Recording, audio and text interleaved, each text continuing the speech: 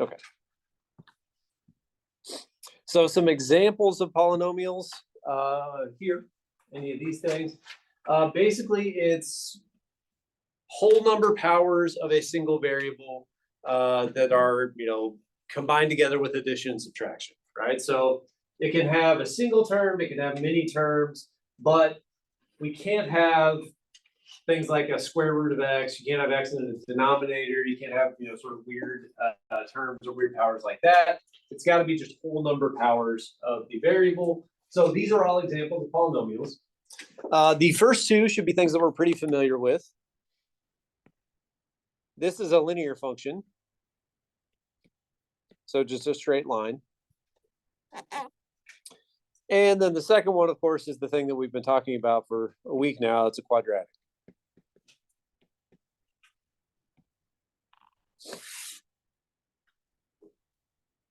One of the kind of most important things that we're going to look at for a polynomial to do all the kind of stuff that we're going to do is the leading term and the degree. So let's start with this first one. Y equals 2x plus 1. What do you know about that?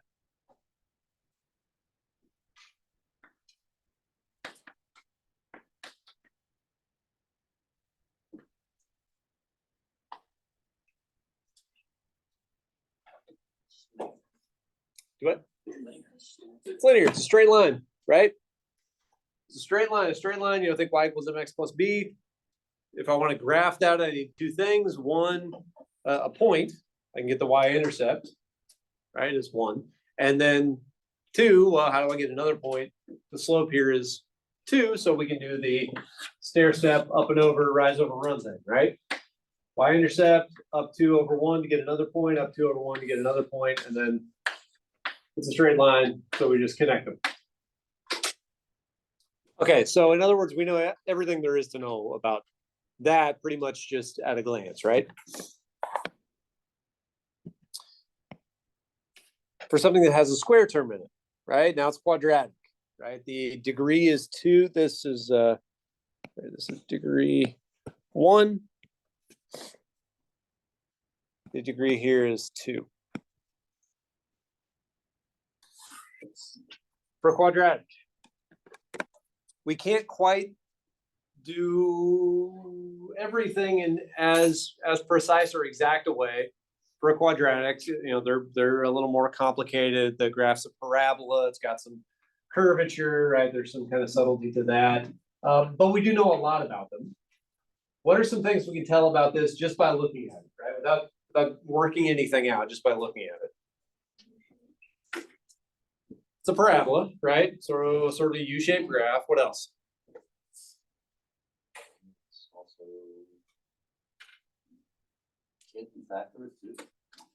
Maybe, but I would file that under working stuff out. So what do we know about it just kind of by looking at it as it is? Y-intercept.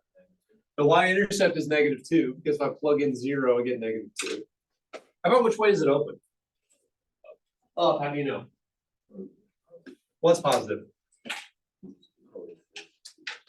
This one, right? The leading term, the one that has the square on it, right? This one is positive. That means it opens up. Okay, so again, I can't exactly, just draw the thing perfectly just by, using that, but I do know something about where it is, and I know which way it faces, right? Which way it goes. Okay, so what we're going to do is try to figure out how we can get information like that, right? Not a perfect picture maybe, but a good idea of what to expect by just looking at the function. These other two examples here, the next one, that's the leading term, right? Leading means the one with the biggest power. So the leading term is that x cubed. That means this is degree 3.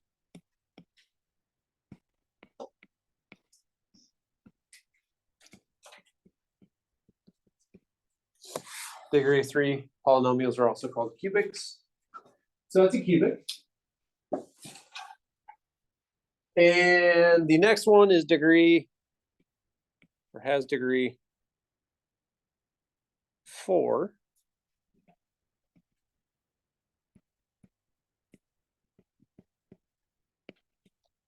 And if you want to impress people at parties, those are called quartic.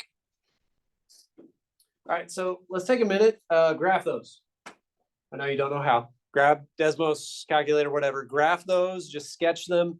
I gave you some blank, axes there. They're kind of faint, but just sketch the graph. We just want to go for like shape of the thing, basically, kind of roughly where it is. Don't worry about being real precise.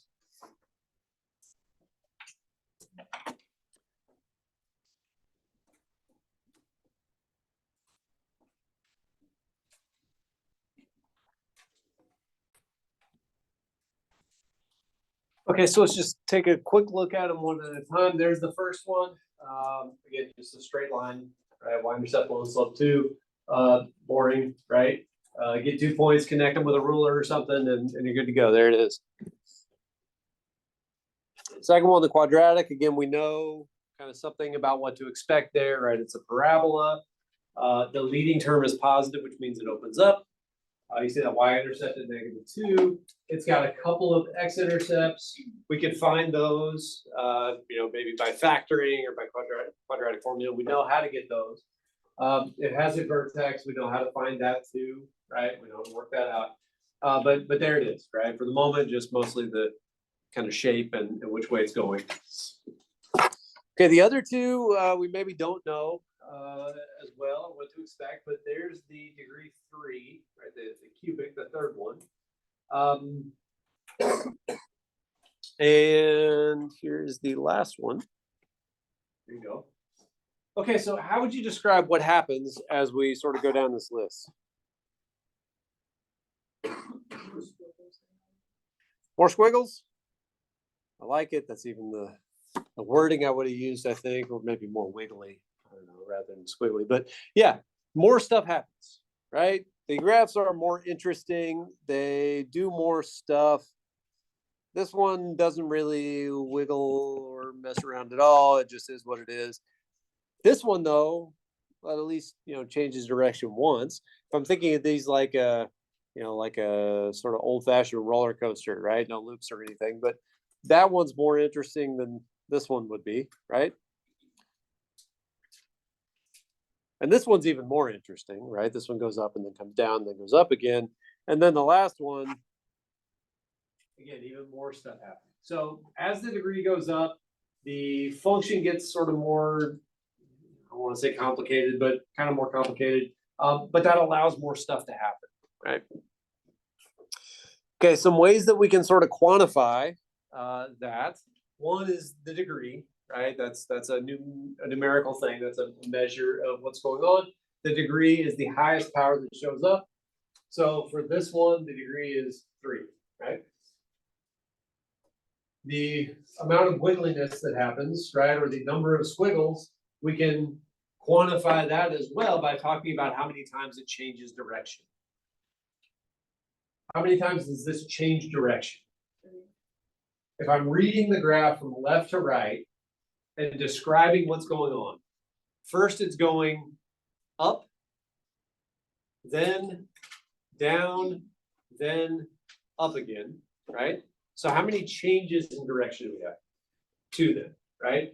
We'll call those turning points. There's one here, there's one here, right? So like the vertex for a quadratic, right? That's the one time it changes direction. This has 2 of them. Okay, the other thing I can put a number on is how many times it hits the x-axis, right? The number of x-intercepts. Not where they are, but how many times it happens. How many x-intercepts does this have?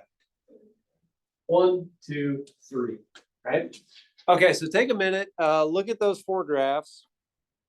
Again, talk to people around you and find those things for each of them. Write them out to the side or something. I'm going to make a little table just to kind of keep stuff organized.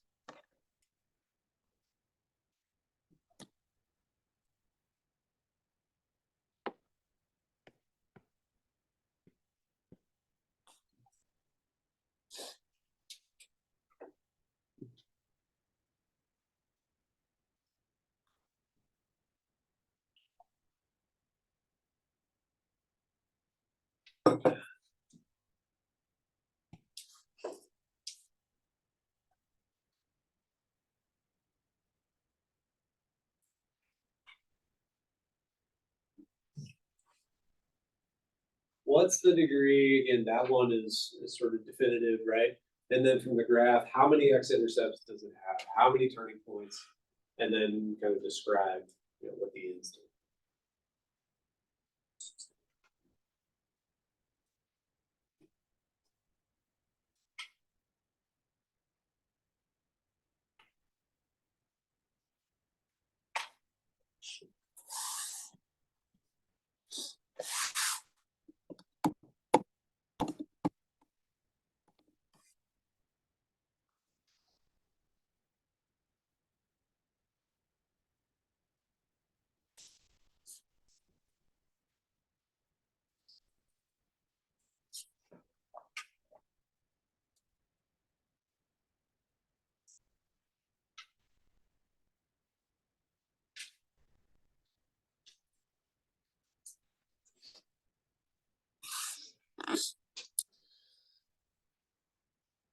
Okay, so just going right down the list for those, again, those first 4 examples there at the top of the page.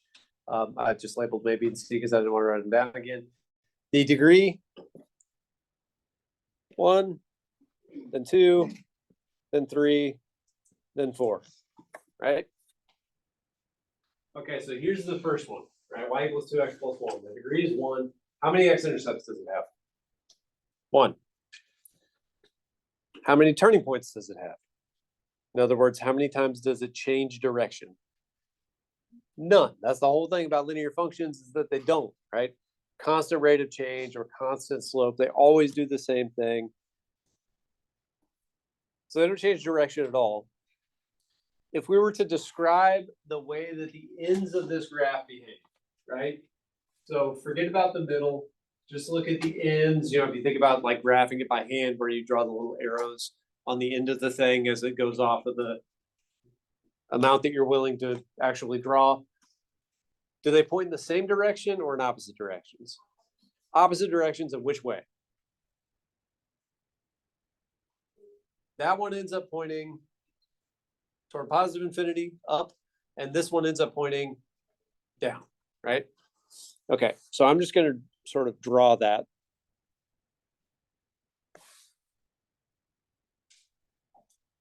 They point in opposite directions like that.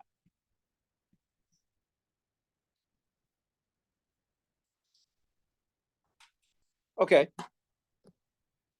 The quadratic, degree 2, how many intercepts? 2, how many turning points?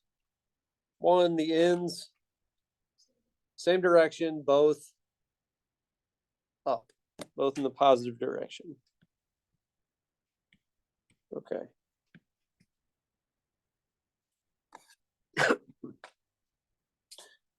All right, the cubic, degree is 3, how many intercepts?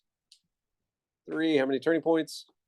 2, ends, opposite, and eventually pointing up. Yeah.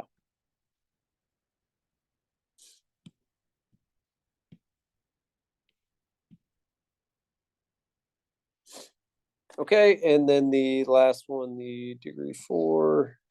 There you go. Intercepts, just 2.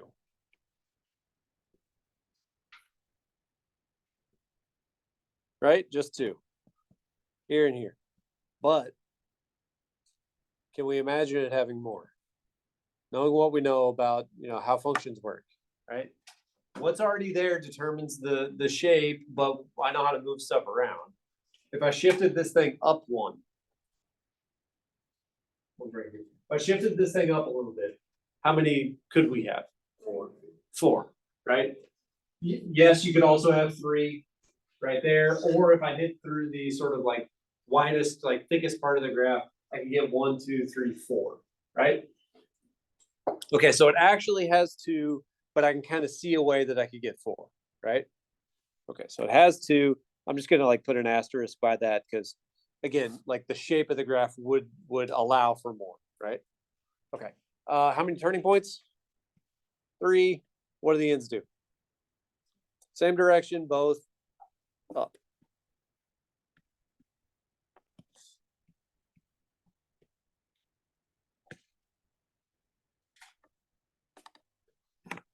Okay. Patterns, what do you see? What is? Okay. This part's alternating what the ends do. Okay, what else? I mean, just big picture, as I go down the list, as the degree goes up, more stuff happens, right? This is just quantifying what we said before, that as the degree goes up, the graph gets more squiggly, right? More stuff is happening. Let's be a little more exact though. What do you notice here about the intercepts, the number of x-intercepts?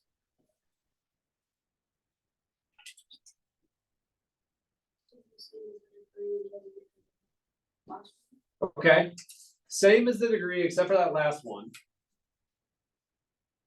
But when we sort of took that last graph, which was kind of W-shaped, and think about, well, I know how to, shift it up or whatever. Even then, how many could we get?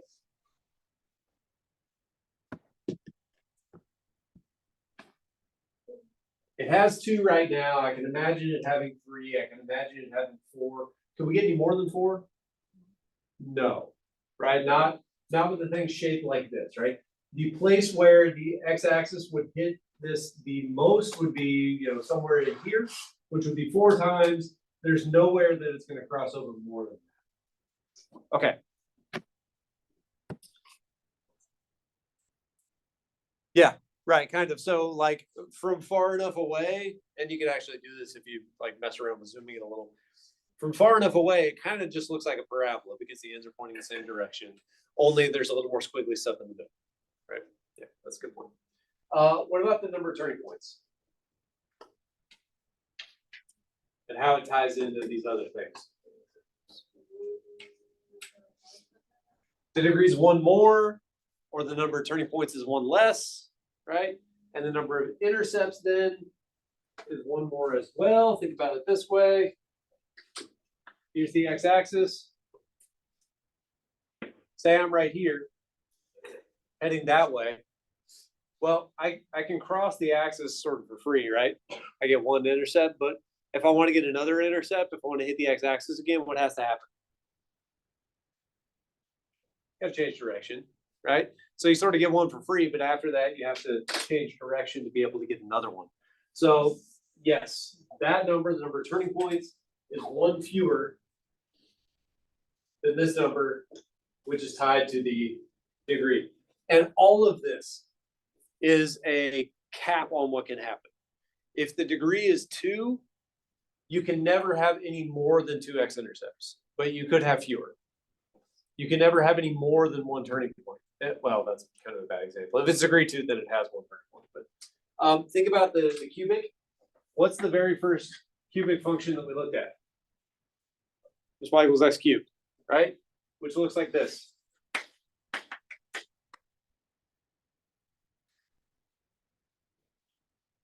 How many intercepts does that have? Sorry, what's the degree of that?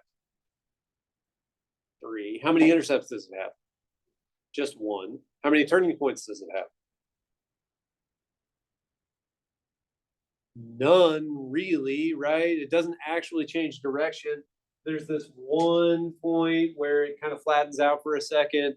We'll talk more about that. Like that kind of counts, but only as 1 at most, right? So the degree is a limit on how much can happen, but it doesn't tell you exactly what happens. Does that make sense? So if I know that the degree is 6, for example, then how many intercepts could we have?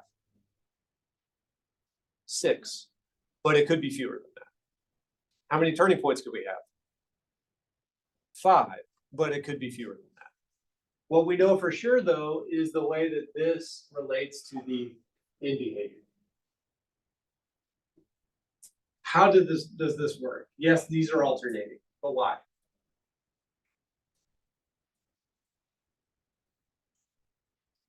Based on the number of turning points, but again, the number of turning points, because of what we just kind of walked through, is a little less like concrete, right? I know something about how many there might be, but there could be fewer. These two things are always tied together. In what way? So looking just at those, what pattern do we see? Even or odd? If the degree is even or odd, this is odd. This is even. This is odd. This is even. Why? The degree came off of the leading term, right? So look back at maybe this last function.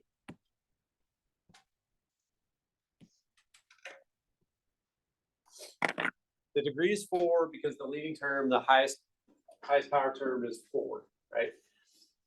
When we go out far enough, and that's what in behavior is talking about, right? It's when you go out far enough, x to the 4th is way, way bigger than x cubed or just x or 2, no matter what the coefficients are here. Sometimes the leading term is also called the dominating term, because if x is 10 bajillion raised to the 4th has a bunch more zeros on it than 10 bajillion raised to the 3rd, right? So that one wins. That's why we look at it. That's why it tells us so much stuff. X to the 4th has degree 4 and it's positive. Positive means it's going to end up pointing up because, again, it wins eventually. And the fact that it's a 4th power means that if you take a big negative number and raise it to the 4th, what kind of a thing are you going to get back? Negatives cancel in pairs. So if I take a big negative number to the 4th, I'm going to get back a positive. That's why the ends go the same direction. That doesn't happen if it was odd, because if it was odd, then they, again, cancel in pairs. You have one left over. So if the degree is odd, the ends are going to point in opposite directions. If it's even, they're going to point the same direction. And which direction is based on leading coefficient being positive or negative. Okay. Okay. So flip over to the back real quick. Here are 3 functions. Before we graph them, let's just see what we think about what we ought to expect. What's the degree for this first one? 3. There it is, right? And be careful with the, especially in like this first homework with the leading term part. Leading means the one with the biggest power, not necessarily the one in front, right? The standard thing is to write them in descending order, but if I wrote this as negative 2x plus x cubed, this is still the leading term, right? It's the one that, you know, well, takes the lead, right? So it's not leading in the sense of first, it's leading in the sense of most important, right? So the degree is 3. If the degree is 3 and I don't know anything else about it, right? I haven't looked at the graph. I haven't done any math to like work anything out. But if the degree is 3, then how many x-intercepts could it have? It could have 2. It could have 3. It could have 1. It could have no more than 3. So I don't know for sure until I work some stuff out. But it could have as many as 3, possibly fewer. Okay. So this things get a little bit, you know, I don't want to say weird, but like you need to pay attention. If I know what the degree is, then I know a limit, a maximum, a cap on how much stuff can happen, right? So if the degree is 3, I know that no more than 3 can happen, right? If the degree is 12, no more than 12 intercepts can happen. So it's a limit on how much stuff can happen. If I flip that around though, if I see a graph or something, then what we can do is figure out the minimum degree, right? How small or what would the degree have to be to allow this much, you know, stuff to go on? So just be careful about that because it's an inequality, and that means depending on which way you're looking at it, you gotta kind of reverse that idea in your head. So just be on the lookout. You'll see stuff in homework and otherwise that will ask you about like what's the maximum number of intercepts, what's the maximum number of turning points. Or on the other hand, if this much stuff happens, what's the minimum the degree could be? Right? Okay, so up to 3 intercepts, how many turns? As many as 2, possibly less. In behavior, though, I know for sure. What are the ends going to look like? Opposite directions, which way? And just, point or whatever, because it's clunky to talk about. It's going to wind up pointing up because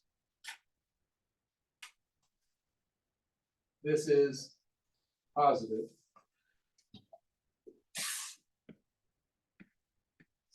So if they go in opposite directions, then the other one's pointing down.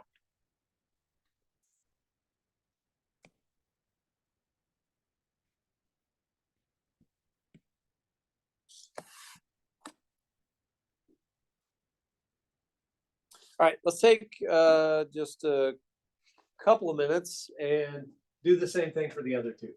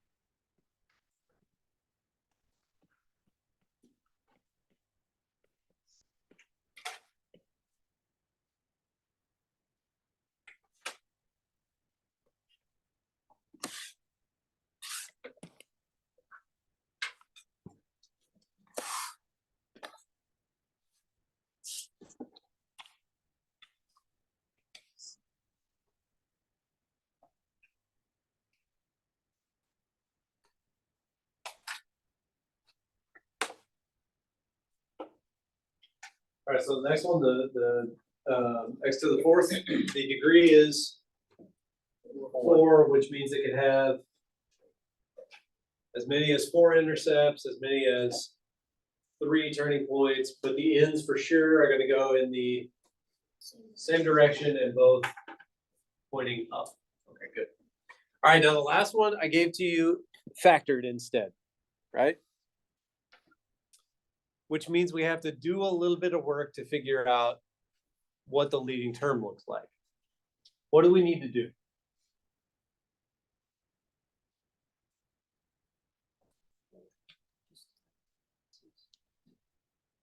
Okay, so I heard a foil from somewhere. Yes, we could do a giant nightmare mega foil thing, right? Any 2 of these would be, a normal like binomial expansion. And then you multiply that by this, so that's going to have like 6 terms. And then you multiply by this, that's going to have 12. And then, multiply the x. So like, you could do that, right? Please don't, but you could.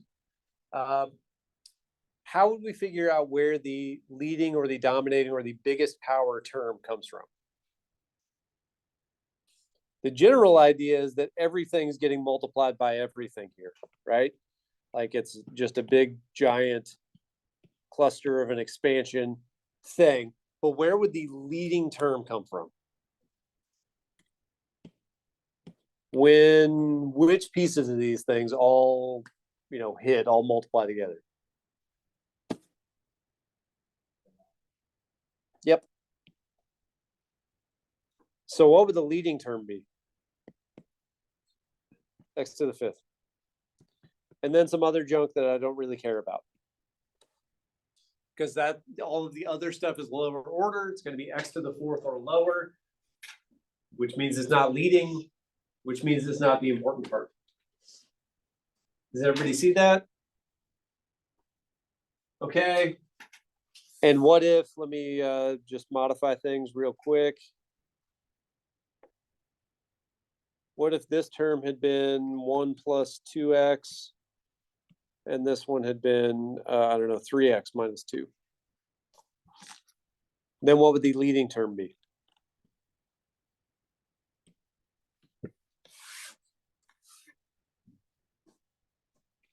It would have an x to the 5th, but x times x times x times 3x times 2x. So it'd be 6x to the 5th. Okay, good. And again, not necessarily from the first parts of each thing, but from the heaviest part of each thing, right? The part that's got an exit. Okay, just making sure.